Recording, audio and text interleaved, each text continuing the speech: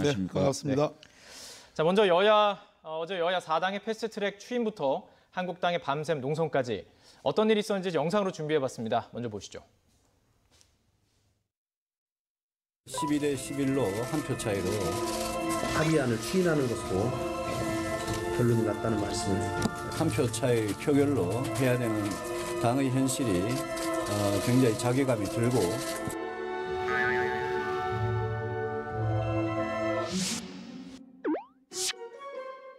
이제는 투쟁밖에 없습니다.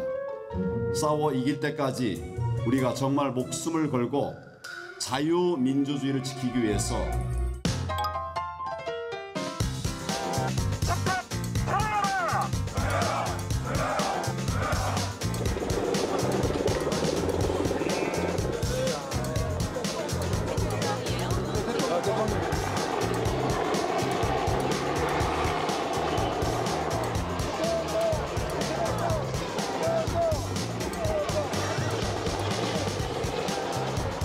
우리를 피하고 싶어서 그게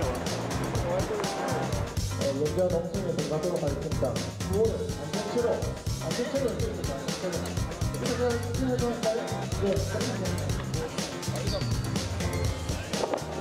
한번pat 공수처법 발치기 생각 분발하라.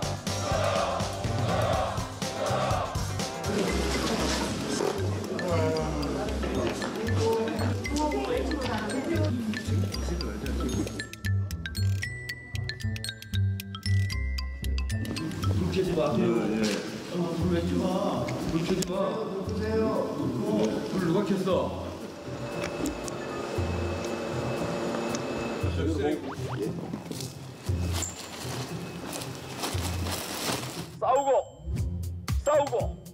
싸워 나갑시다, 여러분.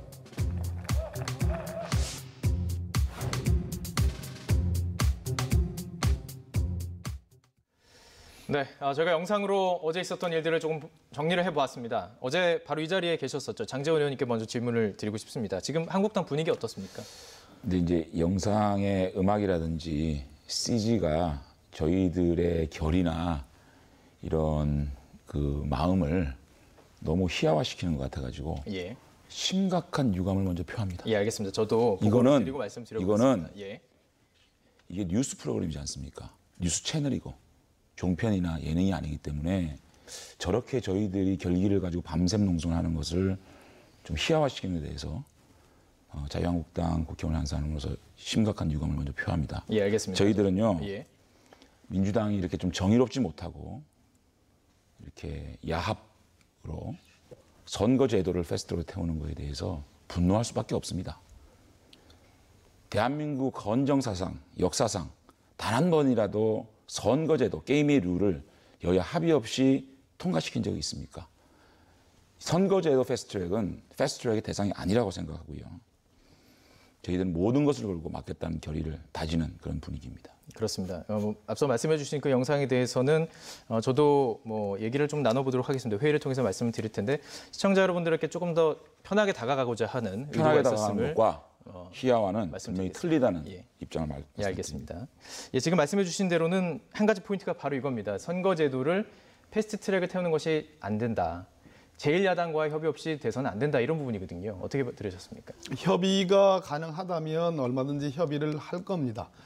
또 절충이 가능하다면 절충을 할 겁니다. 그러나 적어도 민주당, 또 바른미래당, 민평당, 정의당, 자유한국당을 제외한 4개 교섭단체가 찬성하는 연동형 비례대표제를 전혀 절충할 여지 없이 또 타협할 여지 없이 오로지 반대로만 그야말로 저희들 보고 뭐 독재한다고 그러는데 저는 나 홀로 독재라고 생각합니다. 자유한국당에.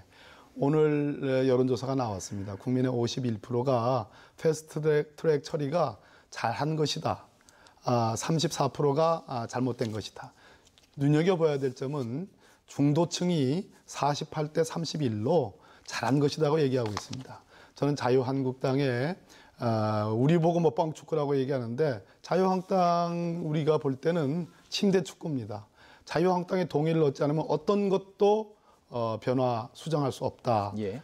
개혁 입법을 할 수 없다. 심지어 예산까지도 지금 그러겠다 하는 이러한 지점에서 저는 상당 부분 우려를 금할 수 없습니다. 예, 지금 말씀해 주신 부분은 협의가 불가능했다라는 식으로 얘기하시는 건데요. 제가 이 부분만큼은 제가 발언을 한번 줄이더라도 조금 설명을 드려야 되겠습니다. 제가 정개특위 간사로서 협상 당사자입니다. 그래서 저희들이 연동형 비례대표제에 대해서 무조건 반대하고 무조건 안 하겠다, 뭐 죽고 누워서 한다 이런 비판을 들을 이유는 하나도 없다고 생각합니다. 5당 원내대표 작년 12월 달 합의문의 정신은 연동형 비례대표제를 4당이 반드시 해야 된다. 국민의 민심을 올곧이 담는 그런 좋은 선거제도이기 때문에 해보자. 그래서 저희들은 그렇다면 연동형 비례대표제는 반드시 권력구조 개편 문제와 같이 가야 된다라는 합의 정신을 담고 있었습니다.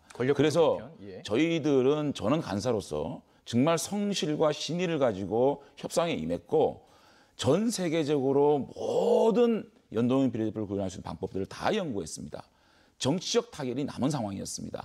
그래서 저희들은 이제 그러면 권력구조 문제에 대해서 함께 논의할 수 있는 물꼬를 트게 해달라. 저는 그렇게 얘기를 했습니다. 나경원 원내대표와 함께 제가 심도 있는 논의를 통해서 김종민 간사 방향을 처음 밝히는 겁니다. 찾아갔습니다. 자, 이렇게 지금 꽉 막혀 있으니 우리 두 사람이서 한번 이거 뚫어보자. 물꼬를 한번 튀어보자.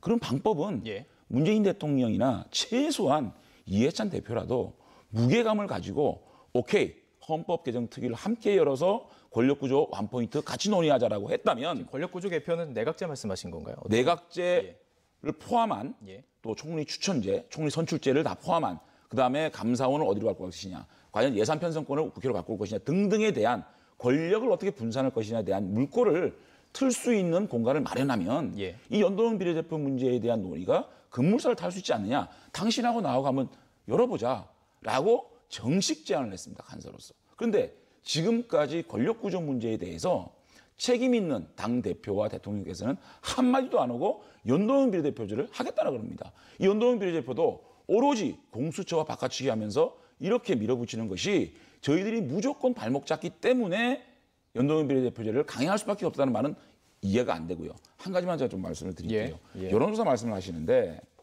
질문이 이랬습니다. 오마이뉴스하고 리얼미터와 함께 했는데 개혁법안 패스트트랙 합의에 대한 평가를 물었습니다. 이걸 개혁법안이라고 합니다.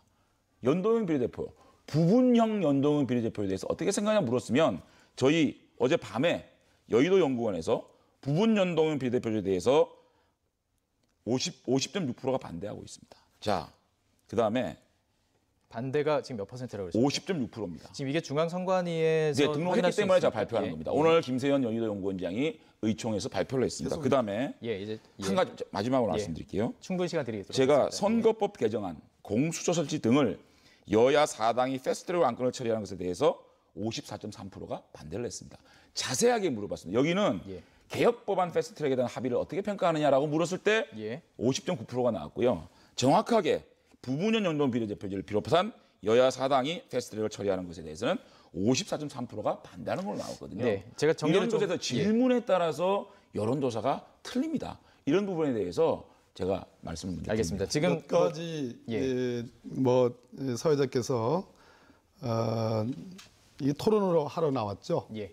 일방적으로만 듣기 위해서 나온 건 아닙니다. 충분히 시간을 드릴 거고 제가 정리 포인트를 좀 중간에 정리를 이렇게 끊지 않도록 좀 해주세요. 저는 조금 더 짧게 하려고 합니다.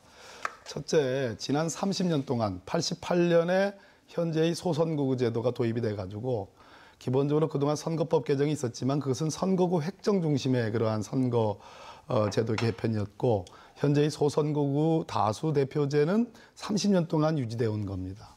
근데 그 사이에 어떤 일이 있었냐면 두 번 있었죠. 한 번은 1인 1표였습니다. 과거에 소위 그 비례대표라는 것이 그것이 1인 2표제로 바뀌었습니다. 후보자에게 하는 것과 2005년이었나요? 정당에게 하는 것 2005년에. 그리고 그 뒤에 헌법재판소의 결정에 따라서 선거구별 인구 편차가 3대 1에서 2대 1로 줄었습니다. 그걸 어기면 안 된다. 그래서 선거구 획정이 일어났습니다. 즉 제가 하고자 하는 요지는 30년 동안 국민들의 의사와 국민들의 어떤 지형이 달라졌는데 선거제도는 본질적으로 변한 게 없다라는 얘기입니다. 두 번째, 그 사이에 국민들의 요구가 또 헌법재판소의 요구가 비례성과 대표성을 강화하라는 쪽의 요구가 있었던 겁니다. 헌법에 두 가지가 다 기록이 되어 있네요. 그렇습니다. 예. 연동형 비례대표제는 민주당에 유리해서 민주당이 찬성하는 게 아닙니다. 민주당에 가장 불리합니다. 그럼에도 불구하고 국민들의 의사가 주권자의 의사가 평등하게 반영되는 선거제도를 모색해 달라라는 그런 요구를 저희들은 명분으로서 받아들이는 겁니다. 자, 이번에 패스트트랙에 태우는 것은 연동형 비례대표제만이 아니고 공수처와 검경수사권 조정안도 있습니다. 공수처는 국민들의 80%가 넘는 지지를 받고 있고 지난 20년 동안 검찰개혁의 상징이고 알파요 오메가입니다. 이 부분에 대해서 자유한국당이 끝까지 반대를 했습니다. 그래서 국회법과 법률에 의한 절차에 의해서 패스트트랙을 태우는 겁니다. 자, 마지막으로 이번 패스트트랙 태우는 것이 내일 모레 무슨 국회 본회의가 열어져 가지고 이 세 가지 법안이 올라가 가지고 당장 표결하는 것이 아닙니다. 최대 330일의 기간 동안 있습니다. 지금 장재현 의원님 말씀하시는 것은 비교적 얘기해 볼 수 있는 여지가 있어요. 그러나 당 지도부 지금 황교안 대표는 지금 자유민주주의를 지키기 위해서라고 얘기했습니다. 그러면 그 자유민주주의는 자유한국당만을 위한 자유민주주의입니까? 민주당과 민평당과 바른미래당과 정의당에는 자유민주주의가 없는 겁니까? 이 다수결 169명이 찬성하는 이 법안에 대해서 왜 자유한국당 많이 반대한다고 해서 절대로 요지부동으로 절대로 통과시킬 수 없다는 것이 그것을 저는 침대 축구라고 얘기하는 겁니다. 그런 측면에서 저는 이제부터 330일 이제부터 협상을 하고 이제부터 타협을 하고 이제부터 절충할 여지가 있다. 그렇기 때문에 자유한국당의 지도부가 민생국회를 담보로 해서 장외로 나가지 말고 들어오셔가지고 한번 머리를 맞대고 연동형 비례대표제든 공수처든 검경수사권 조정이든 논의할 여지가 있는지 들어오셔서 얘기를 해보자는 겁니다. 예, 알겠습니다. 제가 양측의 시간을 드렸으니까요. 답변을 드려야 됩니다. 예, 당연히 드려야 되죠. 예, 드리는데 관련된 질문 드리려고 합니다. 제가요, 지금 세 가지 말씀을 했는데 간단하게 말씀드릴게요. 이 연동형 비례대표제와 현행 대통령제는 같이 공존할 수 있는 제도가 아닙니다. 왜냐하면 그래서 제가 질문을 드리려고 합니다. 그래서 이 대통령은 제왕적 권력을 가지고 있지 않습니까? 대통령은 권력을 질주를 하고 있는데 이 연동형 비례대표를 하면 사실상 필연적으로 군소정당이 난립할 수밖에 없는 거거든요. 그러면 이 연동형 비례대표를 해서 군소정당이 난립되면 이해관계가 굉장히 복잡하지 않겠습니까? 국회는 질의멸렬한데 대통령은 폭주를 합니다. 견제할 수가 없다는 거 하나 하고요. 그다음에 공수처가 알파와 오메가고 검찰과 경찰의 개혁의 오메가다라고 말씀하시는데 또 높은 사람 이렇게 비리 척결하자는 건데 왜 자유한국당이 반대하느냐 얘기하는데 전 세계적으로 유례를 찾아볼 수 없는 아닙니다. 그리고 공수처에는 이 수사권과 기소권을 같이 가고 있습니다. 지금 검경 수사권 조정, 검찰 개혁과 경찰 개혁의 핵심이 뭡니까? 수사권과 기소권을 분리하자는 거 아닙니까? 그런데 이 공수처에는 무소불위의 기소권과 수사권을 다 주는 이런 검찰을 왜 만드는 겁니까? 알겠습니다. 그다음에 하나만 더요. 짧게 지금 그 패스트를 태워놓고 330일 동안 논의를 하자고 하는데요. 이거는요, 저희들 무장해놓고 협박하면서 사인하라는 얘기입니다. 저희들이 민주당이나 이미 선거제도에 관련돼서 여야 사당은 합의를 다 해놨습니다. 여기에 대한 미세 조정 외에는 할 수 없다라고 못을 받고 있습니다. 이렇게 무장해제해놓고 너네들이 여기서 조그마한 거 양보를 해줄 수 있으니 이거 합의하지 않으면 우리는 통과시킬 거야라고 얘기하는 거는 저희들은 아무런 무기가 없는데 무기를 가지고 사인하라고 강요하는 거거든요. 그렇다면 이런 협상이 어디 있습니까? 그렇다면 330일간의 어떤 뭐 협의의 가능성도 없다고 보시는 없습니다. 예, 알겠습니다. 말씀하신 부분에 대해서 좀 세 가지, 짧게 정리해 주십시오. 세 가지인데요. 장 의원님 생각에는 비교적 유연성이 있어요. 그러나 자유한국당의 지도부 황교안 대표님이나 나경원 원내대표님의 생각은 그렇지 않습니다. 그러니까 첫째, 연동형 비례대표제를 하면 다수당이 아무래도 병렬적으로 존재합니다. 그렇게 되면 안정적인 국정 운영을 위해서는 뭐 그것이 연정에 대한 뭐 형태든 뭐 연립의 형태든 또는 뭐 정계 개편이 일어나 가지고 무슨 양당제가 되든 혹은 건 바이 건으로 그때마다의 어떤 연대를 해야 될 필요성이 있을 겁니다. 그런 이유 때문에 뭐 권력 구조 그래서 개편이 그것은 필요하다 기본적으로 말씀하시고. 정당 민주주의에 기반하는 겁니다. 그러니까 의회가 지금처럼 완전히 양극단으로 가는 걸 전제로 한다면 어떤 것도 뭐 불가능하죠. 그런데 저는 자유한국당만이 오로지 나올로지 나머지 4개 정당은 충분히 대화하고 건 바이 건으로 협조할 의사가 있는 것으로 확인됐고요. 두 번째, 전 세계가 유례가 없다. 공수처 이렇게 말씀을 하셨는데 대한민국 검찰처럼 정말로 수사, 기소, 뭐 수사 지휘권까지 포함해서요. 그리고 공소 유지, 기소권을 집행권, 오로지 검찰만 또 가지고 수사권에 있죠. 예. 관해서는 기소 편의주의, 기소 뭐 독점주의라는 이러한 권한을 갖고 있는 나라가 전 세계적으로 거의 없습니다. 그렇기 때문에 그동안에 검찰이 잘 해왔음에도 불구하고 많은 비위 사건들이 있었고 검찰 개혁에 국민들의 강력한 염원인 겁니다. 그런 차원에서 공수처를 얘기하고 있고 지지를 받는 거고요. 마지막으로 뭐 무장 해제를 해놓고 대화하자 이렇게 얘기하시는데 아직 공수처 패스트트랙에 태우지 않았습니다.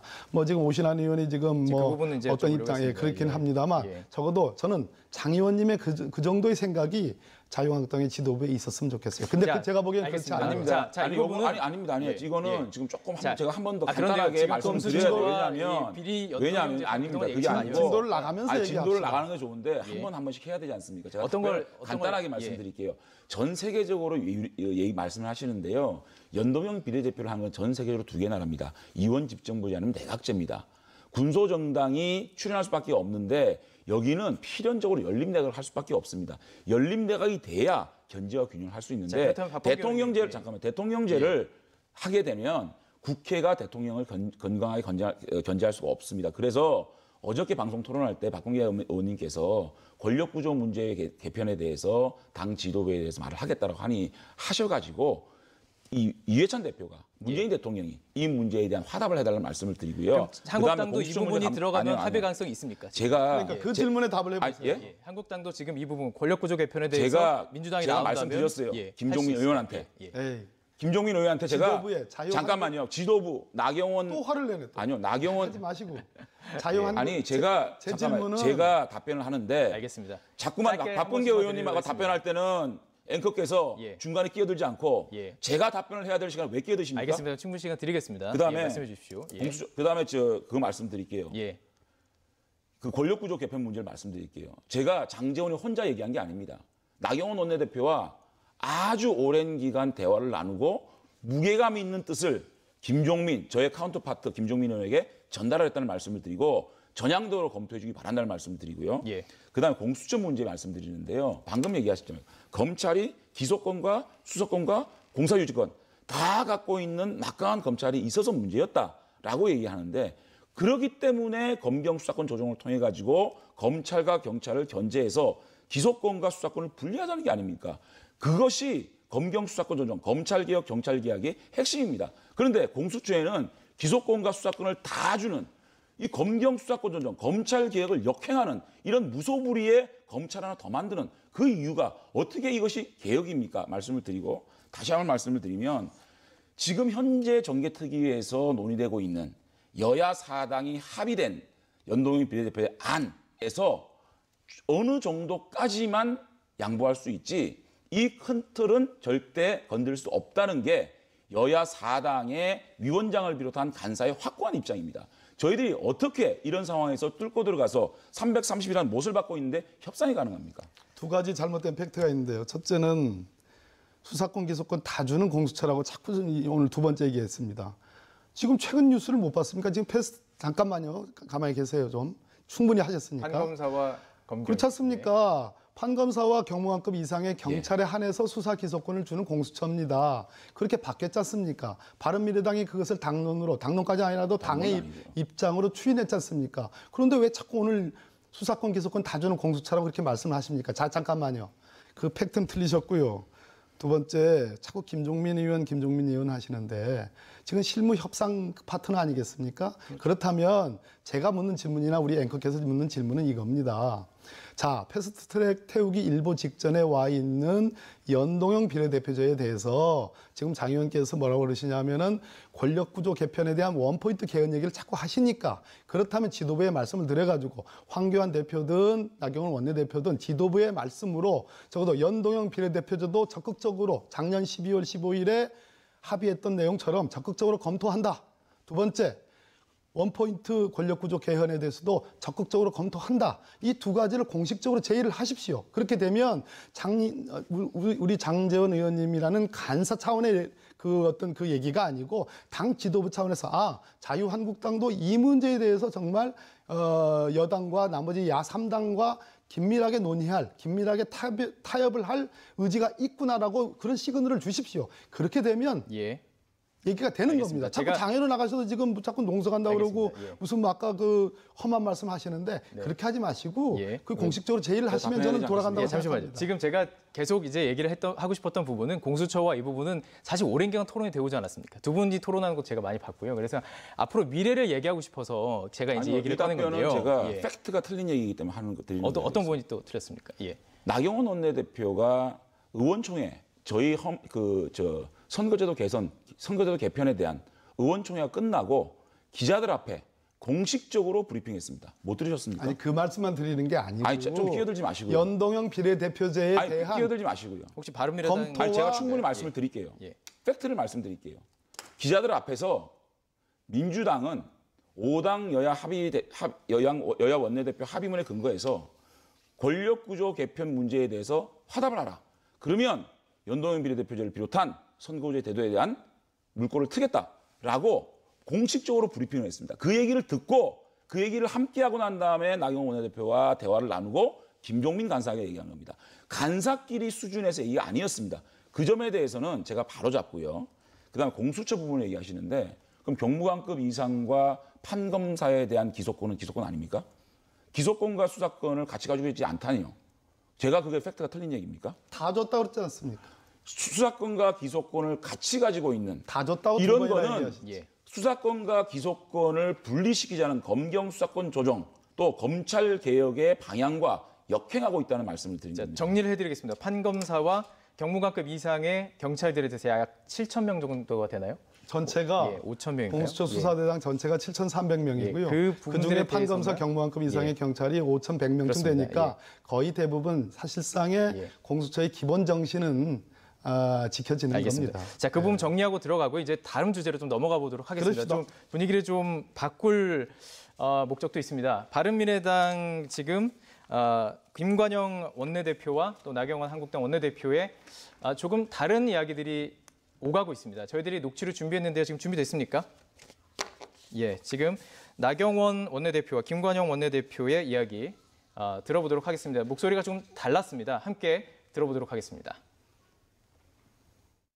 바른미래당의 일부 세력은 결국은 민주당 출신들이 대부분입니다.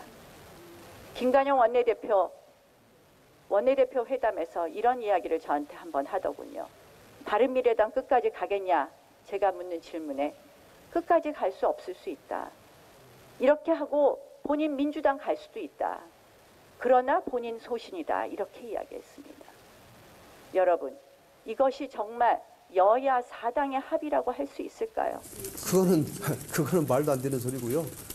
저에 대한 모욕입니다. 다시 한번 얘기하지만 지난번 양평에서 있었던 워크숍에서 바른미래당 간판을 들고 내년 총선에 반드시 나가겠다라고 공개적으로 얘기한 사람이 저 혼자입니다.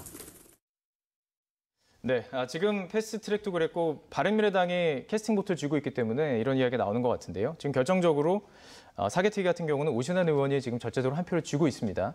그런데 표를 그러니까 찬성하지 않겠다라는 입장을 밝혔습니다. 지금 공개적으로 현재 밝혔죠. 예, 제가 오전에 여러 가지 사개특위 말씀 끊어서 미안합니다. 예. 맞아. 앞으로 어떻게 진행될 거라고 보시는지. 제가 사개특위 위원인데요. 일단 예. 첫째 오신환 의원의 소신이라고 하니까 존중은 합니다만 오신환 의원은 사개특위에서 검경개혁 소위의 소위원장이었습니다. 소위원장의 주재 하에 지금까지 공수처 논의라든지 검경수사권 조정 논의가 있어 왔습니다. 특히 검경수사권 안에 관해서는 오신환 의원이 누구보다도 의지가 강했습니다. 그런데 공수처안에 대해서 받아들일 수 없다라는 이유 때문에 검경수사권 조정안까지도 지금 반대한다라는 그런 입장에 대해서는 저는 동의하기가 어렵고 아쉽습니다. 대단히. 예. 두 번째 이제 사보임의 문제인데요. 김관영 원내대표가 제가 같이 국회를 시작했고 민주당이 과거에 같이 있을 때 정말 개혁 성향에 저하고 여러 가지로 참 박자가 잘 맞는 그런 동료 의원이었는데 역시 아니나 다를까 개혁을 선택했습니다.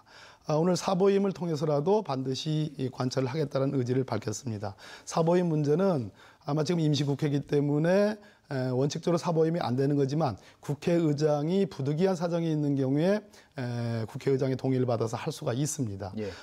사보임이 결국은 관건이라고 보여지는데 저는 오신환 의원께서 공수처에 대해서는 소극적인 입장이에요. 그러나 검경 수사권 조정하는 데서는 굉장히 적극적인 입장이고 본인이 성과를 내고 싶어하는 의지가 있었습니다. 네. 그렇기 때문에 첫째로는 소신을 강조하지 마시고 당의 열띤 토론을 거쳐서 당의 입장이 정해진 거기 때문에 예. 또 더군다나 본인이 소위원장이기 때문에 이번에는 소신을 접고 당의 입장을 따라주기를 하는 마음이 첫째고 만약 그것이 아니면 그냥 순리대로 원내대표의 권유대로 사보임을 통해서 저는 공수처 그리고 검경 사건 사보임을 조정이 통해서라도 검경 추진돼야 된다는 말씀이시고. 사법개혁 소위에서 반드시 통과되는 것을 저는 희망하고 있습니다. 지금 한국당 분위기는 어떻습니까? 오신환 의원을 향해서는 어떤 궁금하네요. 예. 떠나서요. 저는 개인적으로 오신환 의원은 이번 패스트트랙 전국에서 누가 뭐라 그래도 최고의 승리자라고 생각합니다.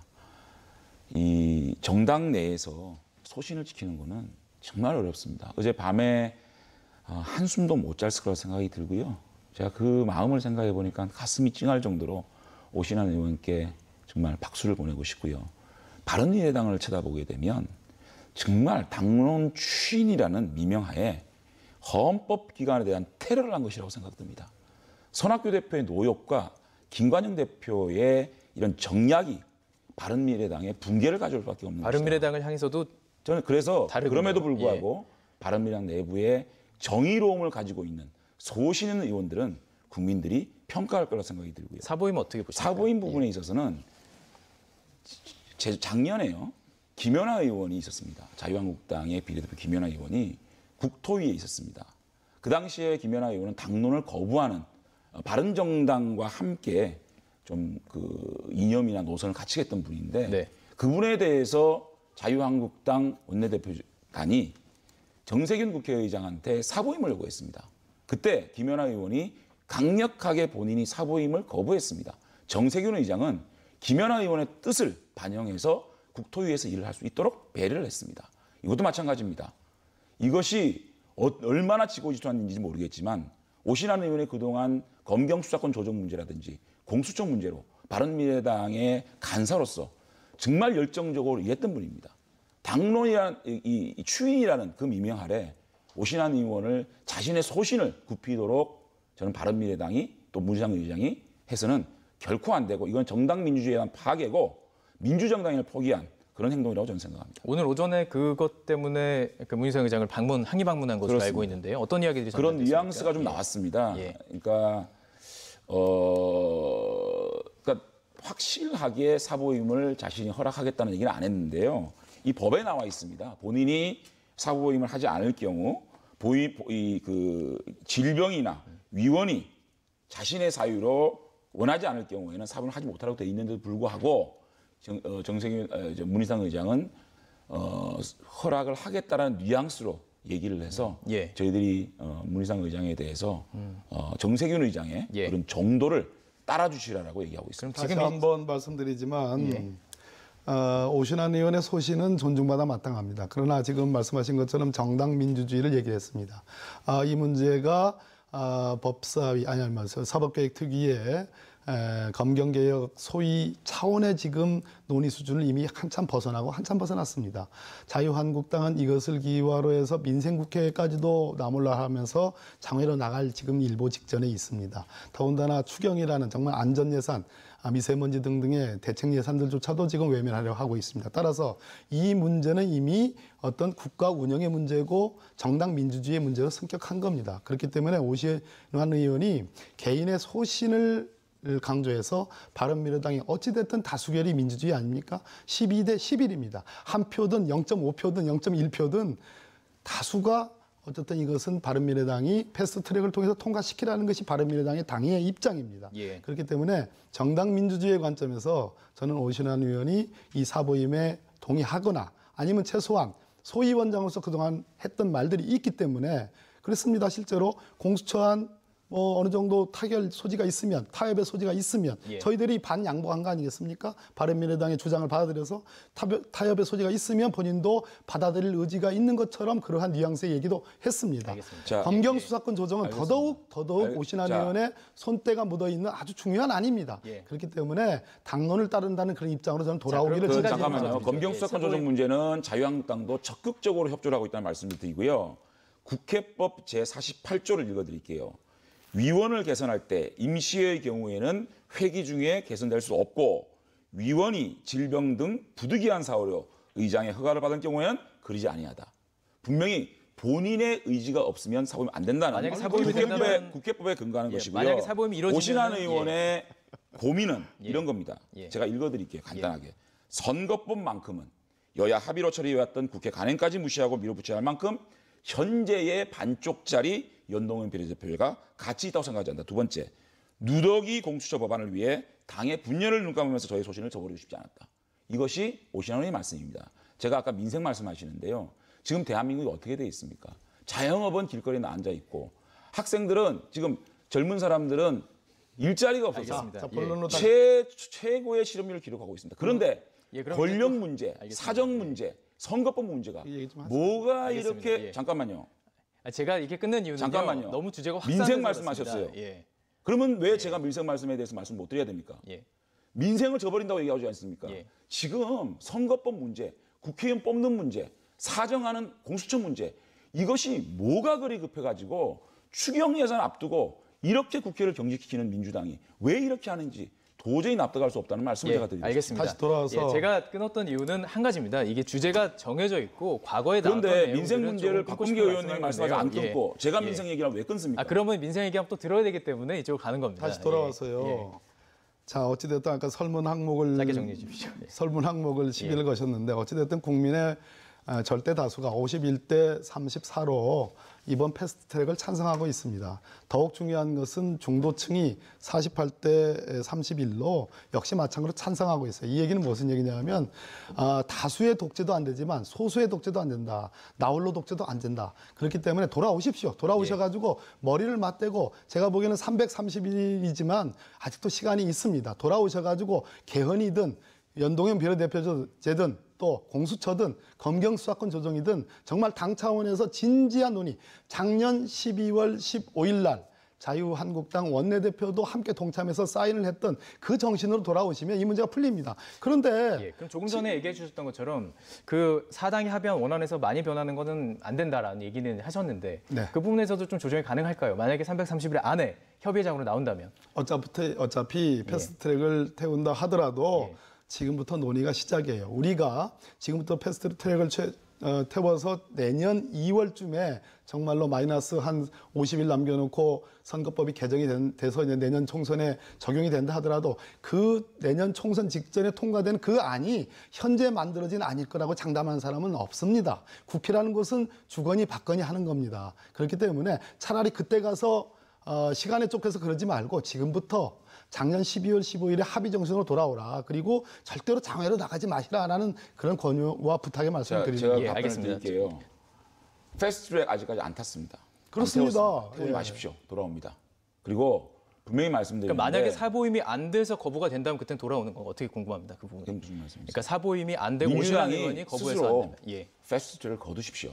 그러면 추경 바로 논의할 수 있고요. 국회 정상적으로 돌아갑니다. 선거제도라는 거는요. 일방적으로 그렇게 제1야당 입법부의 3분의 1 이상을 차지하고 있는 정당이 반대를 하는 선거제도 밀어붙이는 거 아닙니다. 그렇기 때문에 저는 민주당이 패스트트랙을 포기하는 순간 저희들은 바로 국회를 정상화시켜서 전개특위, 사개특위, 예결위 다 가동시켜서 민생에 들어갈 겁니다. 그리고요. 만약에 패스트트랙을 태우시면 패스트트랙을 태우기 전과 후는 우리 자유한국당의 투쟁 방식이 틀려질 거라는 말씀을 분명히 드립니다. 어떻게 그러니까 달라질까요? 예. 그건 제가 원내대표가 아니기 때문에 분명히 틀릴 겁니다. 그러니까 다수의 힘을 가지고 일방적으로 하지 말라는 얘기를 하시지만 또 반대로 소수의 힘으로 가지고 국회와 나머지 4개 정당을 다 잡아가두려고 생각하지 마십시오. 그래서 그 점을 제가 진짜 충심으로 드리는 말씀입니다. 일개 법안이면요. 저희들이 이렇게 안 합니다. 예, 알겠습니다. 적어도 3권 분립의 나라에서 예. 입법부를 구성하는 룰을 관련된 문제입니다. 이것은 제1야당 입법부의 3분의 1 이상을 차지하고 있는 자유한국당이 합의하지 않으면 알겠습니다. 이거는 그 선거 룰에 대한 정당성을 부여할 수 없다는 말씀을 분명히 드립니다. 처음부터 합의할 의도가 전혀 없어요. 있었습니다. 전혀 없습니다. 있었습니다. 마지막으로 제가 두 분께 짧은 한 가지 질문만 드리도록 하겠습니다. 제가 오늘 댓글을 보면서 느낀 건데 선거의 룰, 그러니까 이거를 통해서 여야 모두 적용받는 룰이다. 나중에 만약에 정권이 바뀌었을 때는 어떻게 될지 모름에도 불구하고 양측의 의견이 궁금하다. 이런 댓글이었습니다. 짧게 여쭙고 싶습니다. 무슨 예. 질문이시죠? 그러니까 선거의 룰이라는 것은 모두가 적용이 되는 거죠. 차후에 한국당이 다시 권력을 잡을 수도 있습니다. 그때는 어떻게 우리가 얘기할 것인지. 권력을 예. 잡았을 때와 선거제도하고 무슨 관련이 있죠? 선거제도를 통해서 이 선거의 룰을 바꾸는 것에 국회에 대해서 우리가 정권을 잡았다 그래서 국회의 의석 비율이 어떻게 될지 어떻게 알겠습니까? 그렇기 때문에 선거제도는요. 게임의 룰이지 않습니까? 자, 대통령 선거를 그러면 여당과 함께하는 정당들이 합쳐서 대통령 선거 방법을 바꿨다? 그거를 자유한국당이 수용해야 됩니까? 자유한국당이 180석 일세가 있었습니다. 그때도 선거에 관련된 제도에 저희들이 전행하고 혼자 간 적이 없다. 아시지 않습니까? 이게 마지막이죠. 예. 제가 보기에는 자유한국당의 현재의 대응 태도는 내년 총선에서 지고 2022년 대통령 선거도 이길 가능성이 없다는 전제하에서 이 모든 문제를 풀어가는 느낌입니다. 예. 도저히 납득할 수 없는 논리입니다. 예, 알겠습니다. 그렇게 보여집니다. 다음 주 수요일에 나머지 주제를 또 가지고 토론을 예, 이어가도록 하겠습니다. 예, 알겠습니다. 그때까지 또 많은 변화가 있을 것으로 예상이 되는데요. 어떤 변화가 있을지 과연 말씀해 주신 것처럼 패스트트랙에 올라타는 것인지 그 부분도 관심 가지고 지켜보도록 하겠습니다. 박범계 더불어민주당 의원, 장제원 자유한국당 의원과 이야기 나눠봤습니다. 고맙습니다. 고맙습니다.